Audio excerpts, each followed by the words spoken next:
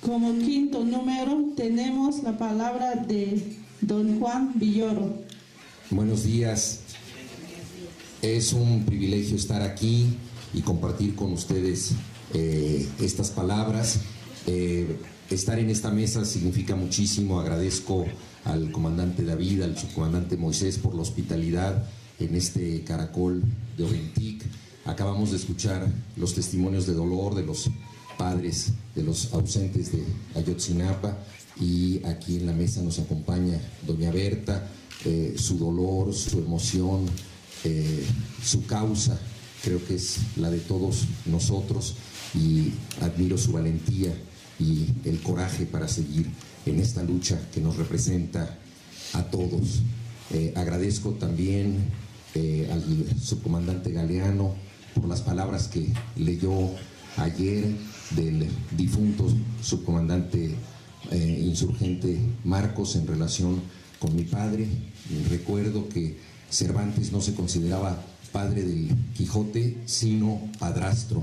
Él decía que era el albacea de una serie de textos escritos por un autor árabe y que él simplemente estaba administrando esos textos y dándolos a conocer, de modo que le agradezco al subcomandante Galeano que administre y dé a conocer los textos del finado subcomandante Marcos.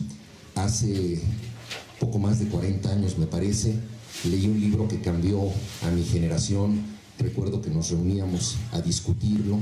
Era La Revolución Interrumpida, de Adolfo Gili. Recuerdo también la carta que publicó en la revista Plural Octavio Paz, discutiendo este libro seminal para todos nosotros con Adolfo Gili. No pensé que pudiera estar aquí tanto tiempo después con este autor, cuyo título, La Revolución Interrumpida, de alguna manera es la asignatura pendiente de México. Vine por primera vez a conocer este mundo zapatista, este espacio de esperanza, en la Convención de Aguascalientes en agosto de 1994, y pues no pensé que pudiera estar ahora ante ustedes. Me parece que es una generosidad de la vida poder hablar.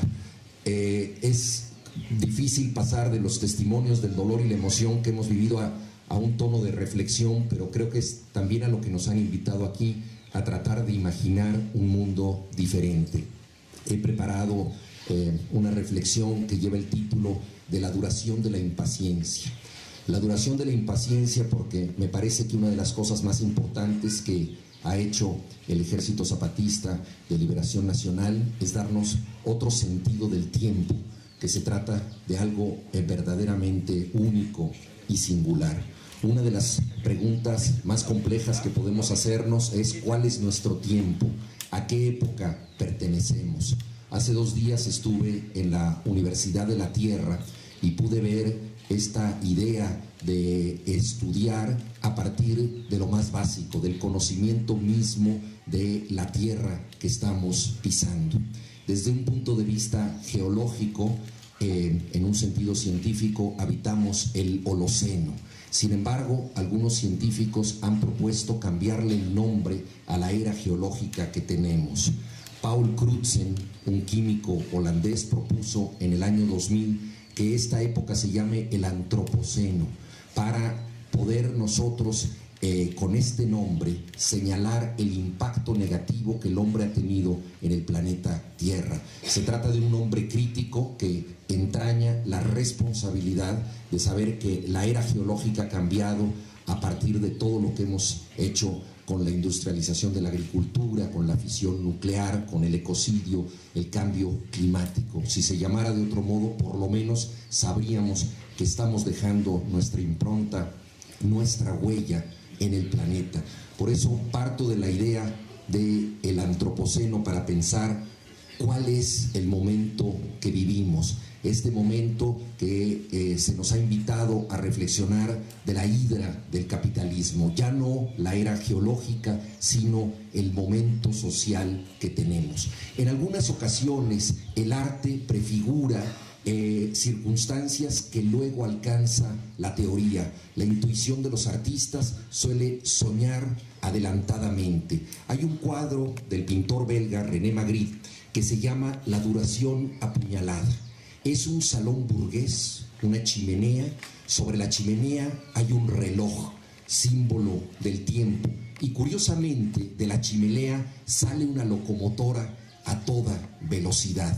Se llama La duración apuñalada porque en este cuadro surrealista René Magritte quería expresar el sinsentido del progreso, una locomotora que sale a toda velocidad de una chimenea sin rumbo alguno. La duración apuñalada se llama el cuadro porque dice: este tiempo, el del progreso lineal, el tiempo de la historia burguesa, está amenazado de muerte, no puede seguir durando. Me parece que es un emblema extraordinario para poder reflexionar sobre la época que tenemos nosotros. Ese salón burgués es hoy en día el salón de las corporaciones, de la desigualdad, de la democracia representativa, que no significa absolutamente nada. Podemos cambiar ese tiempo, podemos apuñalarlo para construir otro tiempo. Es la gran pregunta que tenemos enfrente. El filósofo alemán Nietzsche solía decir que una de las paradojas de ser contemporáneo es que nosotros podemos entender una época, descubrir en ella lo que tiene de más significativo y tradicional, aquellas cosas en las que la época se enamora de sí misma, y al mismo tiempo darnos cuenta que eso está perfectamente mal. Decía Nietzsche que la paradoja de ser contemporáneo consiste en descubrir un desfase entre lo que la época promueve y lo que nosotros vemos crítico de esa época, de modo que el contemporáneo verdaderamente es el que se ajusta críticamente a su tiempo, el que establece una tensión con la época. Y eso creo que es muy significativo, porque nosotros podemos registrar y diagnosticar nuestro tiempo, pero solo somos contemporáneos si vemos en ese tiempo otro tiempo posible. Toda época está hecha de cosas que no han sucedido y podrían haber ocurrido. Hoy en día nuestra época parecería ser la del capitalismo rampante, la del consumo y el dinero como única salida y solución posibles. Y sin embargo, ser contemporáneo exige reconocer que esa época puede también dar lugar a otra, ser la matriz de otro tiempo. De modo que solamente es contemporáneo quien de algún modo se opone críticamente a su tiempo. Esto de alguna manera lo prolonga un gran pensador contemporáneo que ha sido invitado en alguna ocasión a participar en estas discusiones, el filósofo italiano Giorgio Agamben, y él nos dice que ser crítico del tiempo significa ver las sombras de una época, poder ver la oscuridad de una época. Pero esta tensión, dice Agamben, no nos debe llevar solamente a hacer un diagnóstico crítico, sino a proponer otro tiempo. Dice, ¿cómo podemos nosotros de las sombras, cómo podemos pasar a la luz, cómo podemos imaginar algo diferente? Y él propone alzar la vista y dice, en el cielo estrellado vemos nosotros la noche, pero la noche está hecha de la luz que no alcanzamos a ver, la luz de otros mundos que todavía no llega a nosotros. Si alzamos la vista, después de haber visto las sombras de nuestro mundo, podemos ver en lo alto esa oscuridad que también está hecha de luz, y podemos imaginar otro mundo. Entonces, ser contemporáneo es estar críticamente en el mundo, pero también imaginar otro posible. Creo que en este sentido el movimiento zapatista es profundamente contemporáneo. Es un movimiento crítico que imagina un porvenir. No busca un regreso en el tiempo. Hay quien podría tener la nostalgia de una Arcadia perdida y pensar que esta locomotora enloquecida y escapada del progreso debería ir atrás, hacia un mundo anterior. Tener esa nostalgia no es ser contemporáneo. Ser contemporáneo es criticar el mundo para imaginar otro posible. Y eso me parece que es lo que el movimiento zapatista nos ha dado a nosotros, y no solo a nosotros, sino a muy diversos movimientos internacionales. Movimientos que hoy en día no reclaman directamente la herencia del zapatismo, pero sin duda se asocian con él y sienten que su impronta está en distintas causas, en América Latina, en Europa y en otros sitios. La aportación de la conciencia crítica tiene que ver con el deseo de transformar el mundo. Recordemos que el epitafio de Marx es la última de las tesis de Feuerbach, que dice: los filósofos no han hecho sino interpretar el mundo de distintos modos, lo que hace falta, sin embargo, es transformarlo.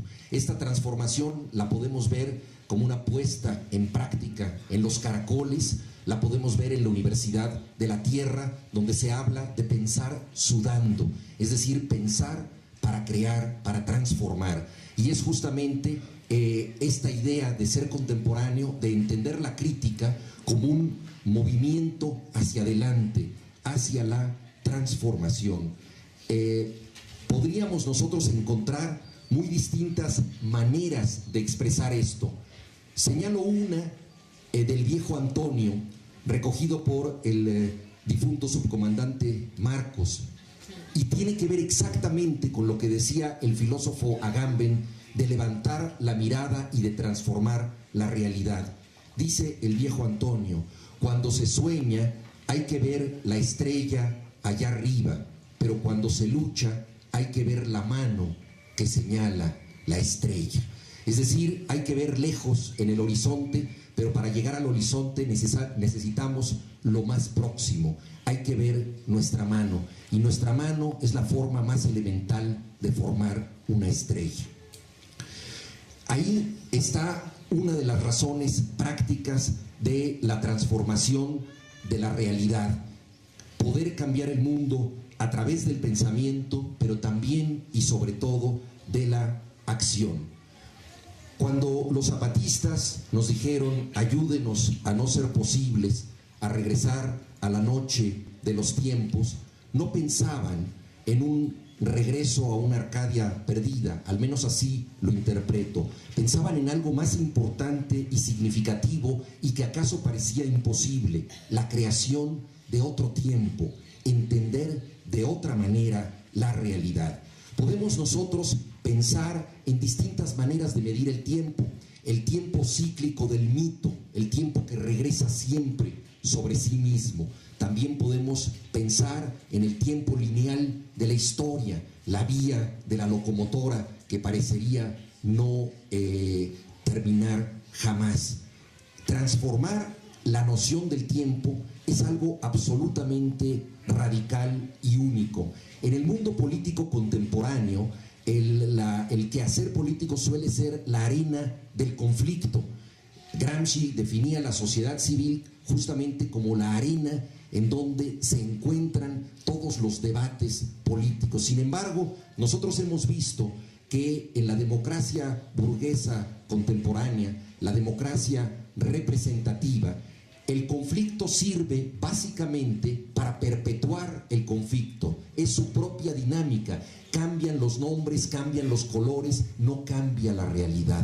Es decir, el conflicto es un negocio, el conflicto es un pretexto. Lo vamos a ver ahora en las elecciones. Lo decía ayer Adolfo Gili en una conversación. Podemos ver los nombres de todos los partidos, lo que están proclamando, y todas las consignas son intercambiables, y lo peor es que todas son hipócritas, ninguna se refiere a la realidad. Entonces, lo que hace la democracia burguesa contemporánea es una industria del conflicto, en todos los sentidos de la palabra industria. La hazaña social e intelectual del zapatismo consiste en inventar otro tiempo. No es el tiempo del regreso, no es un tiempo lineal.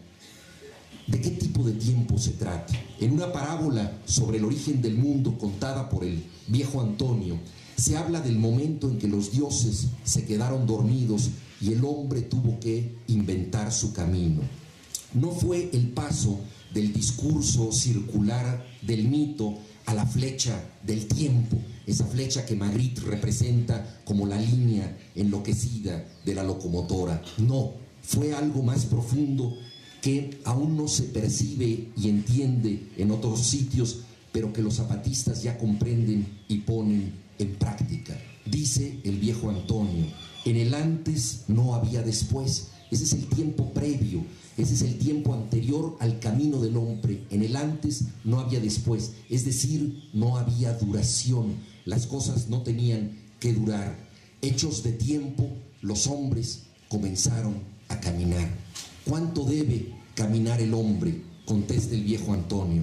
Cuando caminen bastante y alcancen a mirar su espalda, aunque sea de lejos, entonces ya acabaron. Solo cuando el hombre puede ver su espalda ha terminado su camino, lo cual nos hace sentir que este camino es incesante. Esto, por supuesto que no es fácil, y nos dice al respecto como una instrucción de uso sobre el tiempo, el viejo Antonio: mucho cuesta alcanzar el principio. Estamos pues en el esfuerzo por alcanzar el principio de ese camino. ¿Hacia dónde lleva el camino? ¿Hacia dónde hay que avanzar? Al levantar la mirada y tratar de entender que esa oscuridad que vemos en el cielo está hecha de luz, ¿hacia dónde nos dirigimos?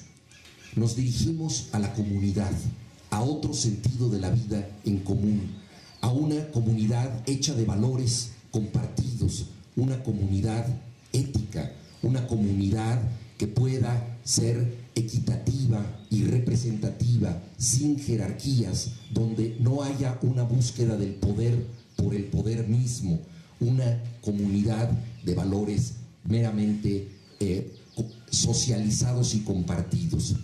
Sobre la adolorida manera de entender el tiempo, escribió un poema el poeta ruso Osip Mandelstam en 1934. Se preguntaba qué puede hacer el hombre para sobreponerse a los dolores de la historia. Él escribía en tiempos del estalinismo y decía: mi siglo, mi bestia, ¿hay alguien que pueda escudriñar en tus ojos y soldar con sangre las vértebras de 2 siglos? Fíjense ustedes esta imagen, soldar con sangre las vértebras de 2 siglos. Se preguntaba cuántos sacrificios se necesita para que cambie el tiempo, para que sane el tiempo. Estamos pues ante un desafío mayúsculo, que es el de la sanación de una época injusta, una época violenta, una época que aniquila a sus hijos. Y como decía, el camino y la meta tienen que ver con otra idea de la vida en común, que es precisamente la comunidad. En otro poema que tiene que ver también con el flujo de la sangre, pero en otro sentido, en 1957, Octavio Paz parece responderle a Osip Mandelstam y dice: arco de sangre, puente de latidos, llévame al otro lado de esta noche, a donde yo soy tú, somos nosotros, el reino de pronombres compartidos. A donde yo soy tú, somos nosotros. Eso es la comunidad. Por eso resulta tan importante que en las lenguas indígenas el yo se utilice mucho menos que el nosotros, algo que ha señalado con insistencia Fernanda Navarro. Los filósofos, decía Marx, no han hecho más que interpretar el mundo y llamaba a transformarlo. Me sorprende que en los comentarios críticos que se han hecho a mi padre, algunos analistas contemporáneos dicen que era un muy lúcido diagnosticador del tiempo presente, pero que era un iluso mitificador del porvenir. Es decir, le celebran que critique la realidad, pero no les gusta que imagine otra realidad. Esto me parece extraño porque la misión del filósofo, desde Platón a Agamben, pasando por mi padre, ha sido justamente la de imaginar un mundo posible, no necesariamente una utopía irrealizable como la de Fourier, que pensó en un mundo perfecto donde el mar tendría sabor a limonada, no necesariamente ese mundo de cuento de hadas, sino otro mundo posible. Y es que imaginar y soñar se ha vuelto peligroso, se ha vuelto disidente. Quieren que los filósofos analicen la realidad y la critiquen como comentaristas de la televisión, como teleintelectuales. No quieren que sueñen con otro mundo. Y eso es lo que han hecho los zapatistas para nosotros. Nos han impulsado, nos han autorizado a soñar. Y ahí está el peligro. Por eso se critica esta vocación de porvenir en mi Padre. Entonces, si nosotros pensamos en la comunidad, ¿qué clase de comunidad estamos nosotros buscando? Me parece muy interesante la enseñanza que Iván Illich encontró a partir del análisis del movimiento de Gandhi en la India. Y él hablaba de una cosa muy importante, que es la idea de la paz. Dice, la idea de la paz occidental es simplemente un cese al fuego. En la India, la idea de la paz conlleva la justicia. Sin justicia no hay paz. Por eso los zapatistas han hablado de paz con justicia y dignidad. Una paz adjetivada, una paz real, una paz viva. Y ahí me parece que es muy importante este legado. Entonces se trata pues de construir una paz, pero que sea una paz única, una paz de cada comunidad. Dice Iván Illich, la guerra se puede exportar, la paz no se puede exportar, porque cada paz es única, cada comunidad debe decidir cómo está en paz, cómo la va organizando. Los zapatistas nos han invitado no a perpetuar el conflicto, no a participar en esta industria electorera de los conflictos, sino a disolverlo, a crear un mundo en donde no exista este conflicto. Por eso me parece tan significativo estar aquí. En 1995, poco después del levantamiento zapatista, le hice una entrevista a Hermann Bellinghausen, periodista de La Jornada, que ha estado muy cerca de estos acontecimientos, y le pregunté cómo veía él la noción del tiempo entre las comunidades indígenas y en los zapatistas. Les dije, no son impacientes para cambiar el mundo, ¿cómo han podido resistir tanto tiempo sin alzarse antes en armas? Y entonces me dijo algo que no puedo olvidar Hermann Bellinghausen.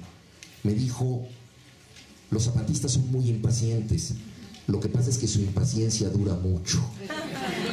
Ellos son capaces de ser impacientes durante mucho tiempo y es algo que nosotros no entendemos. Nuevamente estamos ante otra noción del tiempo. En el texto que leyó ayer, Galeano decía, nuestra espera es un homenaje silencioso. Lo mismo, darle valor a la espera, valor al tiempo.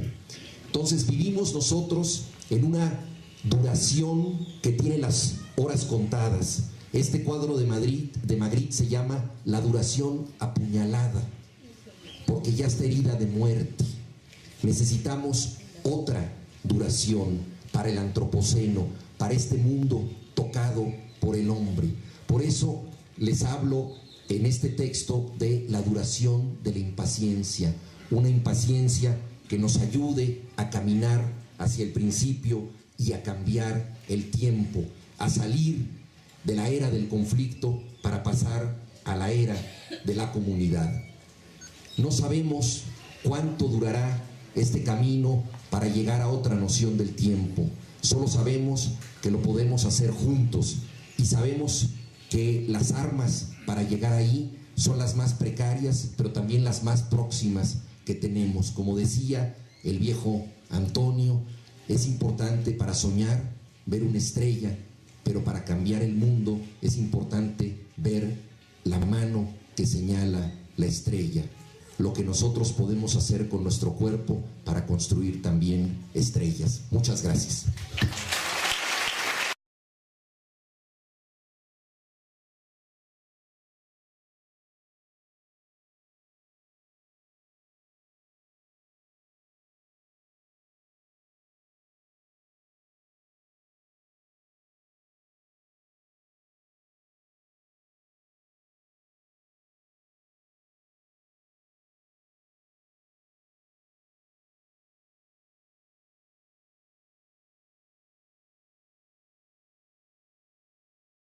De algo verdaderamente único y singular. Una de las preguntas más complejas que podemos hacernos es ¿cuál es nuestro tiempo? ¿A qué época pertenecemos? Hace 2 días estuve en la Universidad de la Tierra y pude ver esta idea de estudiar a partir de lo más básico, del conocimiento mismo de la tierra que estamos pisando. Desde un punto de vista geológico, en un sentido científico, habitamos el Holoceno. Sin embargo, algunos científicos han propuesto cambiarle el nombre a la era geológica que tenemos. Paul Crutzen, un químico holandés, propuso en el año 2000 que esta época, Mundo Zapatista, este espacio de esperanza, en la Convención de Aguascalientes en agosto de 1994, y pues no pensé que pudiera estar ahora ante ustedes. Me parece que es una generosidad de la vida poder hablar. Es difícil pasar de los testimonios del dolor y la emoción que hemos vivido a un tono de reflexión, pero creo que es también a lo que nos han invitado aquí, a tratar de imaginar un mundo diferente. He preparado una reflexión que lleva el título de la duración de la impaciencia. La duración de la impaciencia, porque me parece que una de las cosas más importantes que ha hecho el Ejército Zapatista de Liberación Nacional es darnos otro sentido del tiempo, que se trata